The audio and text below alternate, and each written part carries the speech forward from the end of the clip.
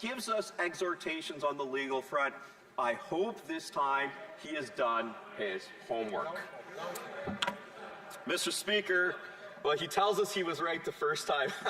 I don't want to say someone's wrong, but Mr. Speaker, through you, I say you're wrong. Mr. Speaker, on to something a bit more serious. I learned recently that a person from Kamloops, Thompson-Nicola, Fred Sawada, who was uncle to one of my friends, someone I went to kindergarten with, Christy Sawada, brother to her father, Jack, recently passed away. They did a lot for the community. They ran service stations, one of which was just a few blocks from where I grew up. My deepest condolences to Fred's family. May perpetual light shine upon him. Mr. Speaker, I also would like to take this time to recognize Ari Yurkinen, a young man from Kamloops, Thompson-Nicola, who contributed tremendously to democracy in the last year, someone that was of great help with me. So I want to give him a shout out. His father, Ken, is a veteran of our Canadian forces. We thank him for his service. We thank the family for all they've done. So I wanted to give him a shout out. Now, Mr. Speaker, I was actually on the phone with a prosecutor not long ago. And one thing they said that is deficient in this bill, perhaps the member for Winnipeg North already knows what I'm going to say, but one thing that's deficient from this bill is Section 525 of the Criminal Code. Now, this varies from region to region, but what Section 525 is it's a review of bail. So normally, when somebody was left in custody, the principle was nobody should be languishing in custody after charge approval. So back in the day, for instance, I once saw in my prior career, I saw a murder file from 1984, I believe, and the file was about this thick, which is what like now a theft file looks like. And trial dates were set, I think, on the third or fourth court appearance. In other words, people got to trial. It got done. Now, people don't get to trial oftentimes for a year and a half, 2 years. It was actually this mentality that beckoned to the Jordan decision. But we have this antiquated law that says there should be a bail review after 90 days in custody. So, and this is assuming a person has only one file, because Section 524 operates. I'm not here to give a discourse. I'm here to raise this issue. Section 525 operates that, let's say somebody is in custody on an indictable matter, say a robbery. They have a bail hearing at day 81 of detention, which can happen. You could just put it off. Counsel can put it off. The person says, I want to apply for bail at day 81. If that person is detained at day 81, by virtue of the operation of Section 525 and how it's been interpreted in British Columbia, I'm told, that person can then have a review of their bail 9 days later. Now, this obviously is completely antithetical to what we intend.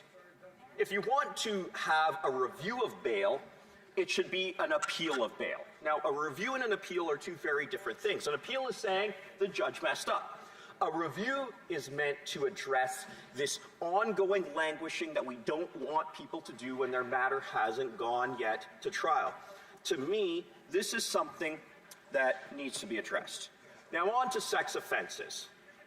I am trying to think of how many times I have said in this House. I rose in this House, in fact, I questioned Minister Lametti when he was the minister about this very issue of house arrest for sex offenders. In fact, I put it to him in committee, Mr. Speaker, that there was a mother that offended against her own child, facilitated an offense.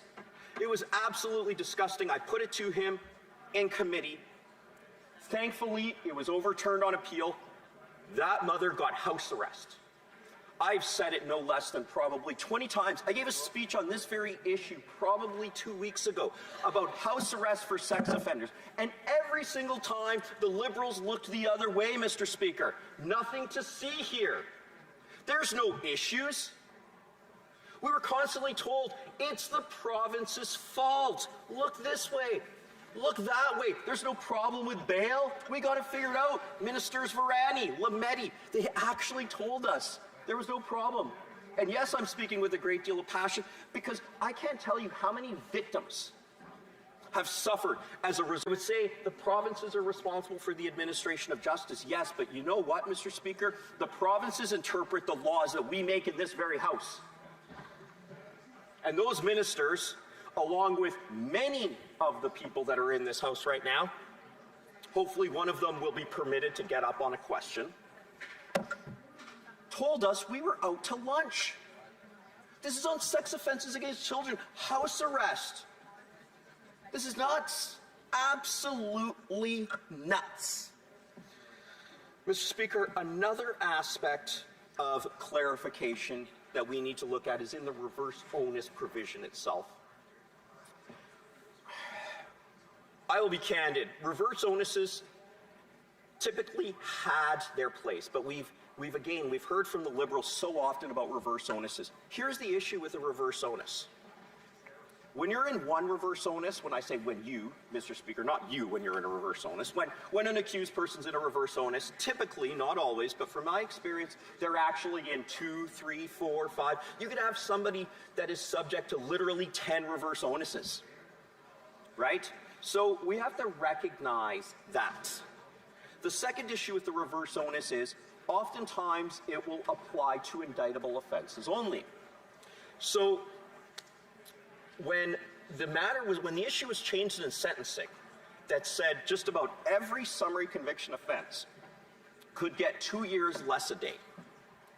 When that changed, I believe the motivation behind that was to put more things in provincial court, which operates in a more streamlined manner. Okay, fine, no issue there. But what that means is Crown would proceed by indictment. For those watching, they don't know the difference. Felony versus misdemeanor. Summary versus indictment. And then we have hybrid offenses where the Crown can elect which is which. The whole point was so that the Crown would elect summary. So the reverse onus says if somebody has committed an indictable offense, then they're in a reverse onus. Well, what about somebody who has 80 convictions, but the Crown expects to seek 18 months jail, which is fairly serious jail? They elect to proceed summarily. That person, according to my information, in certain provinces, depending on the jurisdiction, will no longer be subject to the reverse onus provision. So we actually have a stymieing of legislative intent there. That's something I really, really hope that the Liberals deal with. The last thing missing from C-14 is Bailey's Law. Let's hope the Liberals don't heckle on this time.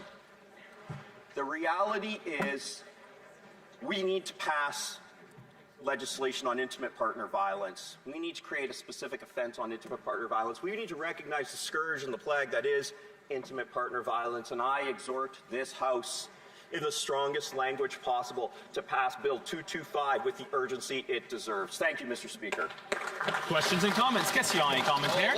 L'honorable député de Madawaska, Restigouche. Merci, M. le Président. Un Canada fort implique des protections solides pour protéger nos communautés et notre nouveau gouvernement libéral a une approche rigoureuse en matière de lutte contre la criminalité, comme en témoignent nos multiples projets de loi, nos investissements pour appuyer les forces de l'ordre et le projet de loi C-14 qui propose plus de 80 modifications au code criminel afin d'avoir des peines plus sévères et des mises en liberté sous caution plus strictes pour les récidivistes et les auteurs de crimes violents.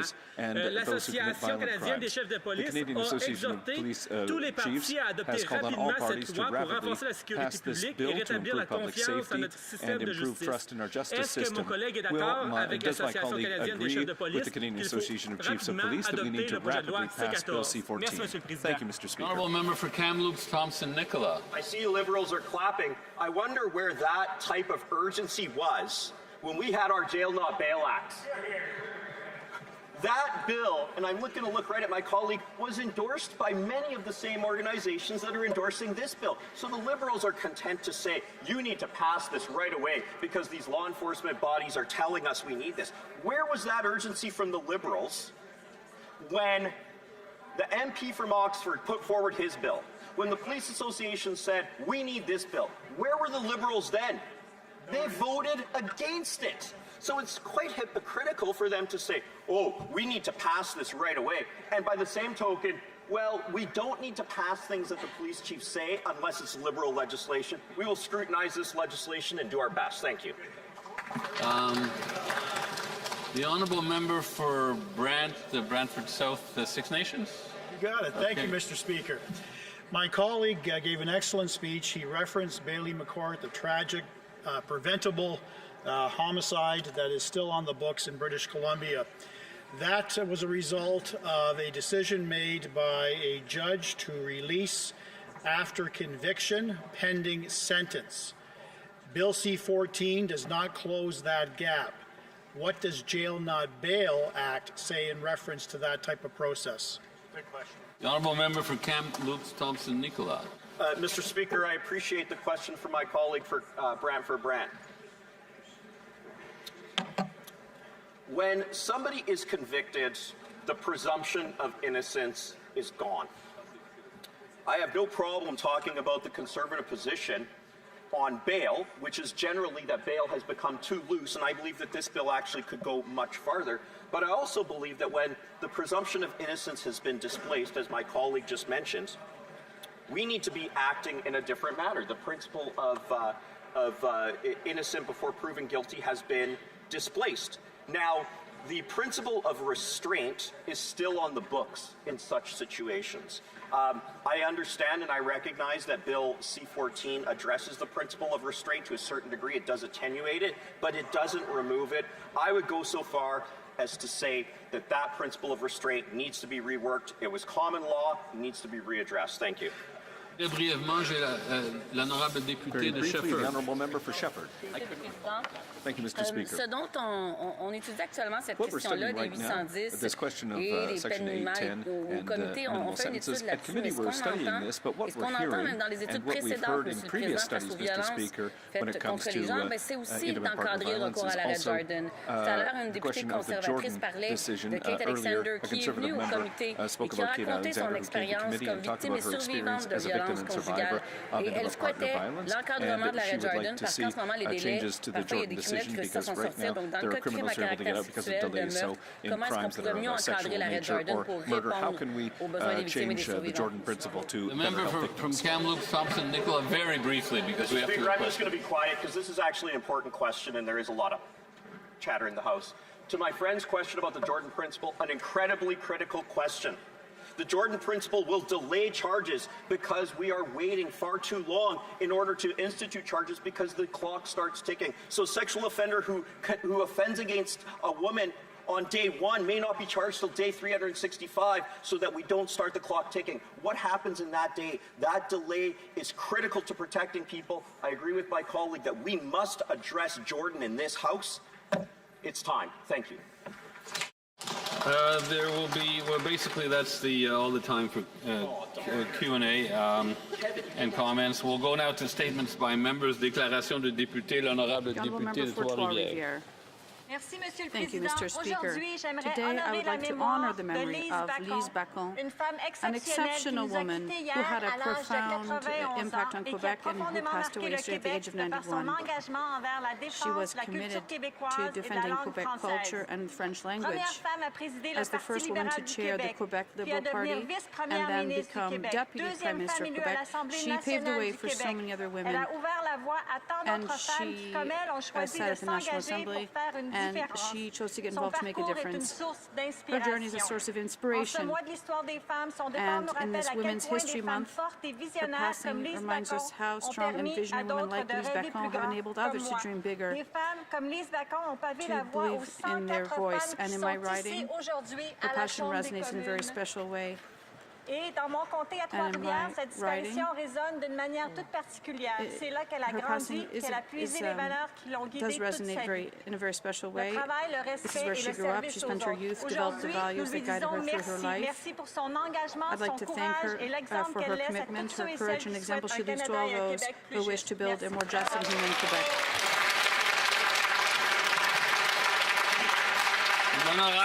The honourable member for Kitchener South Hespeler. Thank you, Mr. Speaker. I represent Kitchener South Hespeler. home to Toyota Canada, the largest car plant in our great nation. I remember when their expansion was announced in 1994. Then as now, the plant was a source of great community pride. Year after year, they win awards for the quality of their product and their investment in their people. In 30 years, they have never laid off a full-time employee. They employ more than 8,000 of my friends and neighbors. American tariffs are putting their jobs at risk. That is 8,000 families wondering how they're going to pay their rent, get groceries, and afford Christmas gifts for their kids if the Liberal government doesn't achieve some sort of resolution. Canadians buy more cars than we make. If we would all commit to buying the cars that we make, we could protect those families. To my friends and neighbors at the Hespeler Toyota plant, please know that every day that I'm here, I'm fighting to protect your jobs. To all the Canadians fighting for our country in this ridiculous trade war, if you're buying a new vehicle, please consider one made in Canada, like the RAV4s assembled in Hespeler. And to the Liberal government, I ask, please do not sleep on this. Show some leadership, show some fight. The honourable member for Davenport. Mr. Speaker, our Prime Minister said last week threats from a more dangerous and divided world are unraveling the rules-based international order. If we don't act now, the pressures will only grow. Our government's commitment to Canadians is clear. Protect our sovereignty, defend our democracy, and stand strong with trusted allies. That's exactly what Canadian NATO parliamentarians did recently at the 71st NATO Parliamentary Assembly fall session in Slovenia. We joined our NATO partners to address the most urgent security threats of our time. We discussed how NATO parliamentarians need to continue to confront Russia's continued aggression head-on. We discussed and adopted 15 reports on cybersecurity, disinformation, and modern warfare, and we passed resolutions strengthening deterrence measures and ensuring a just and lasting peace for Ukraine.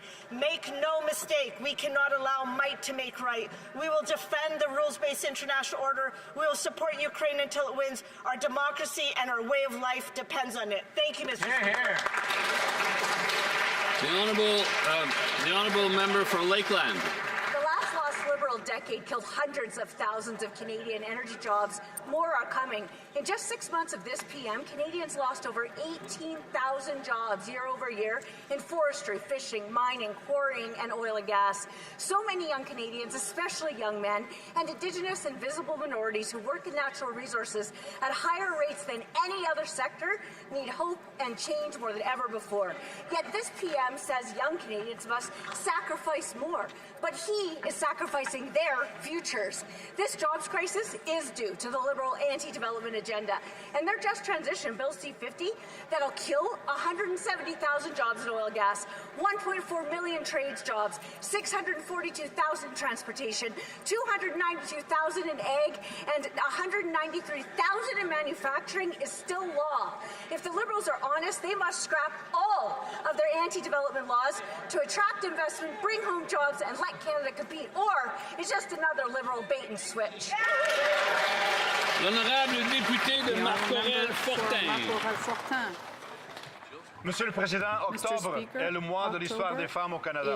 C'est un moment pour souligner les réalisations exceptionnelles des femmes qui, à travers les générations, ont contribué à bâtir un pays plus fort et plus juste. Aux nombreuses femmes en position de leadership, leur courage et leur détermination ont ouvert des portes aux générations qui ont suivi. Mais derrière chaque grande avancée se trouvent aussi des héroïnes du quotidien, Monsieur le Président. Des mères, des éducatrices, des travailleuses, comme ma femme et ma mère, Monsieur le Président. Ma mère, Maria Florinda Pinheiro-Leitão, une femme qui a immigré au Canada et qui l'a fait pour l'avenir de ses enfants. À travers ma femme, je veux souligner le travail de toutes les femmes immigrantes qui ont contribué au développement de ce pays, Monsieur le Président. The honourable member for Lethbridge. Discounts belong in grocery stores, but not in courtrooms. Under the Liberal soft-on-crime policies, sexual offenders often get discount sentences, where they serve one term for multiple crimes. This practice minimizes the gravity of their actions, and it denies victims the full measure of justice they deserve. In Toronto, a family doctor, for example, was convicted of 9 counts of sexual assault and 4 counts of sexual exploitation involving 3 different patients over time. Despite these grave crimes, he received concurrent sentencing, which equated to 3.5 years. His patients were supposed to feel safe and cared for, but instead they were violated and betrayed. While they will carry the trauma for life, their abuser will soon walk free. It's unthinkable. So I'm proud to address this issue with my private member's bill C-246, the Ending Sentence Reductions for Sexual Predators Act. This act will ensure every crime is punished in full and every victim receives the justice they deserve, because this place should always stand with victims. L'honorable député d'Alfred Pelland. Monsieur le Président, aujourd'hui, je rends hommage à feu Jacques Saint-Jean, un homme passionné qui a consacré 24 ans de sa vie à servir la communauté de Saint-François à Laval. Jacques était un homme plus grand que nature. Avec le cœur sur la main, sa porte toujours ouverte, prêt à aider. Je l'ai connu alors qu'il était conseiller municipal, proche de ses concitoyens et profondément engagé pour leur bien-être. Passionné de sport et pédagogue hors pair, il a fondé une école de hockey et consacré son énergie à aider les jeunes en leur transmettant des valeurs essentielles, la persévérance, le respect et la solidarité. Visionnaire, il a aidé à fonder en 1969 le Centre épique de l'Institut de cardiologie de Montréal et soutenu de nombreux projets locaux pour promouvoir la culture québécoise. Son engagement infatigable et sa bienveillance ont laissé une empreinte durable dans sa communauté et il continue d'inspirer chaque jour tous ceux qui l'ont connu. Repose en paix, mon cher ami. The honourable member for Calgary Centre. Mr. Speaker, last week the Environment Minister said Canada must be an energy superpower, low carbon, low risk and low cost. But this government has deliberately chosen to ignore a proven opportunity: waste heat to power.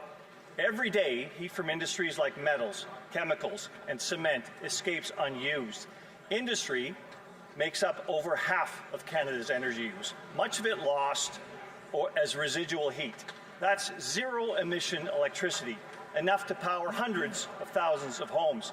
Other countries act.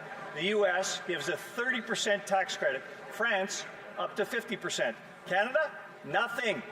The government decided to exclude waste heat to power in its clean technology incentives. This misguided mindset must be corrected now. Conservatives will do what this government won't: manage Canada's energy future with economic sense. Thank you. That's right. L'honorable député de Laurentides-Labelle. Monsieur le Président, la culture en région, c'est fondamental pour la création, la diffusion et pour nos artistes et artisans. Aujourd'hui, je souligne la carrière de Sonia Piché à titre de directrice générale du Théâtre du Marais à Val-Morin. Maintenant retraitée, elle peut être fière de son legs alors qu'on souligne le 25e anniversaire du théâtre. Lors des célébrations, le mois dernier, elle le rappelait et je la cite: la culture, ça nourrit, ça fait du bien aux gens. On devrait plus questionner sur un diffuseur de spectacles, de théâtre ou de danse, parce que cette nourriture-là, c'est bon pour l'âme des gens et pour la santé. En ce 30 octobre, je veux rappeler que la culture québécoise est au centre de ce que nous sommes comme nation. Elle est le reflet de notre identité et de notre unicité. Bravo, Sonia Piché. Bravo, Sonia Piché. Thank you. The honourable member for Surrey Newton. Mr. Speaker, I'm honoured to recognize NISA Foundation for its invaluable work supporting women and children in Surrey Newton and communities across Canada. Though its NISA Foundation program, led by Program Director Simon Nehal, the organization provides safe, culturally responsive housing, counseling and wraparound supports to those fleeing violence, poverty or homelessness. NISA Foundation's commitment not only regenerates dignity but builds stronger, healthier families and communities. I extend my heartfelt appreciation to Simon Nehal and her dedicated team for their tireless efforts to create a brighter, more inclusive future for women and children across this country. Thank you.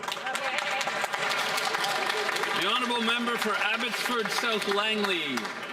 Mr. Speaker, this elitist Prime Minister still has not shared an ounce of remorse for making remarks about students in Canada needing to sacrifice more for their future than they already do. A poll from earlier this month found that 9 in 10 Canadians are concerned about housing. Over half worry about paying their mortgage or rent, especially Canadians who are my age. More young Canadians are living paycheck to paycheck. Food banks are overwhelmed. Gas prices are soaring, and housing is out of reach. No one should sacrifice their basic needs. To those told by this Liberal government to lower their expectations or give up on their dreams, it doesn't have to be this way. You deserve opportunity, stability, and a fair shot at the Canadian dream. Conservatives will fight for affordable homes, good jobs, and a better future, holding this Liberal government to account every step of the way. Thank you very much, Mr. Speaker. All right. The honourable member for Pierrefonds-Dollard. Mr. Speaker, I rise today to highlight Women's History Month. Partout au Canada, les femmes façonnent nos collectivités chaque jour. In my own family, I think and I have seen women of different generations contribute in so many different ways. Chacun choisit une voie différente. Everyone chooses a different path. It's hard and challenging for men to fully understand the lived experiences of women. Mais nous devons leur témoigner de respect. We have to show them non respect, seulement de ce not mois-ci, only mais during chaque this jour month, et but à chaque every instant. day and at every As a moment. father of 2 daughters, I want Canada to remain a country that supports and uplifts women and girls. Est un pays qui We need to be a country le that respect des defends femmes partout dans le the monde. rights of women Thank you, Mr. across Speaker. the world. Thank you. Honorable député de Montmorency-Charlevoix. Le Premier ministre est un champion The Prime Minister is a de champion l'évasion fiscale. of tax La semaine evasion. dernière, lors Last week, du comité d'éthique, during the Brookfield a ethics été committee démontré comme une des meeting, entreprises qui Brookfield fait le plus d'évasion fiscale au Canada, was shown to entreprise qui récemment have était the highest dirigée par levels of notre tax Premier ministre. evasion in Canada. Dans les 15 dernières The années, PM c'est une formerly moyenne de headed this company. 5 en Over fait, the past moins de 15 years, the 5 company has d'impôts qui est paid less payé than au Canada, et dans 5% les 5 tax dernières années annually seulement, in Canada, c'est and de over the past l'évasion 5 pour years, 6,5 milliards de dollars. The Monsieur tax le evasion Président, is c'est 6.5 billion. 6,500 That's millions de dollars $6.5 billion, que les Mr. Canadiens Speaker, that the ne Canadians reçoivent pas. are being Et le deprived Premier of, ministre ose while aller the leur Prime dire que Minister c'est aux familles et aux tells jeunes them de faire des that sacrifices. families and young Après des people have to semaines à make entendre les sacrifices. libéraux se féliciter des programmes The sociaux qui sont de plus en Liberals plus like to utilisés congratulate par la themselves for population, these comme social si c'était programs souhaitable. that people have C'est à to se use more demander and si le more. Premier ministre est en But this is mesure de unacceptable. comprendre réellement Can the la Prime Minister réalité really de ceux qui understand the payent, reality of eux, those leurs taxes who are ici au paying Canada? their taxes here in Canada? The honourable member for Markham-Smithfield. Young Polonia's Leadership Summit, hosted in Ottawa by the Canadian-Polish Congress in collaboration with the Polish Embassy and the Canada-Poland Parliamentary Friendship Group. This summit brings together over 30 young Polish-Canadian leaders from across the country who represent the future of Polonia in Canada, a community whose contributions have enriched our country for generations. As chair of the Canada-Poland Parliamentary Friendship Group and with my own Polish roots, I'm honored to be part of it because Poland is Canada's close ally, one of the fastest growing economies in the European Union and our largest trading partner in Central and Eastern Europe. Our Prime Minister and Prime Minister Tusk affirmed in August our countries are committed to strengthening our strategic partnership. This summit supports that effort for the benefit of both Poles and Canadians now and for years to come. Dziękuję bardzo, Mr. Speaker. The honourable member for Portage-Lisgar. The Prime Minister told us to judge him by prices at the grocery store, so let's do just that. Food inflation has blown past the Bank of Canada's target. Canadians are now paying over $800 more for food this year than last.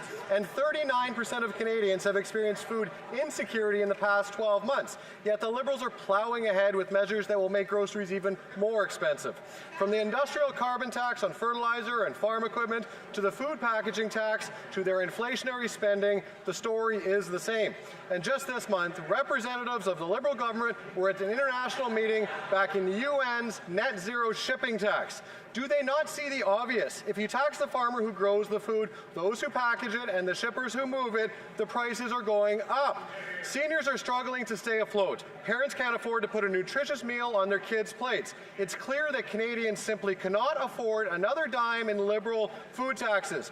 So when will they stop driving up grocery store prices? And finally, just give families a break at the checkout line?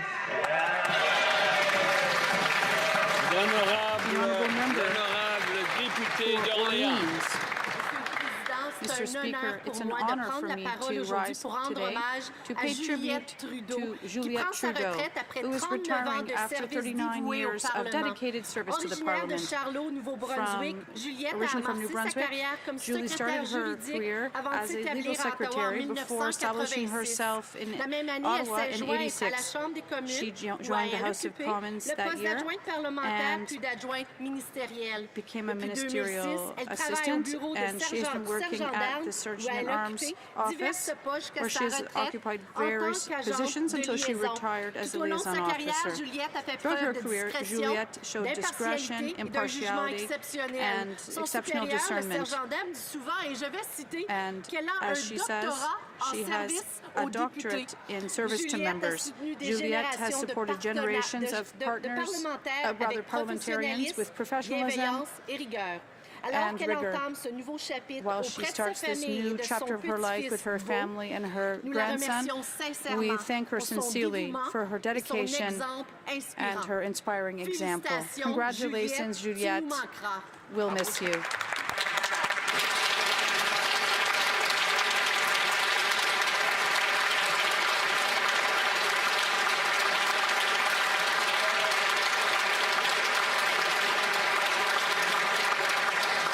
Oral questions. Questions orales. The honourable member for Regina Capel. Mr. Speaker, after 10 years of this Liberal government, elites and insiders have never had it so good. Meanwhile, this Prime Minister is telling young Canadians that they're going to have to sacrifice even more. And now we learn what all that sacrifice is going to. We learned today that these Liberals just paid out big bonuses to government officials.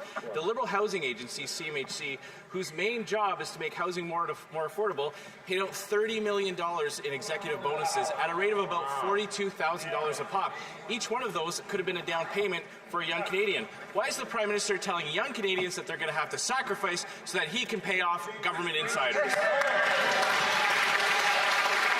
The Honourable Minister for Gender Equality, Women and Gender Equality, Tourism and Small Business. Thank you, Mr. Speaker. Canadians made it clear in the last election they want more homes built, especially for young Canadians trying to buy their first home.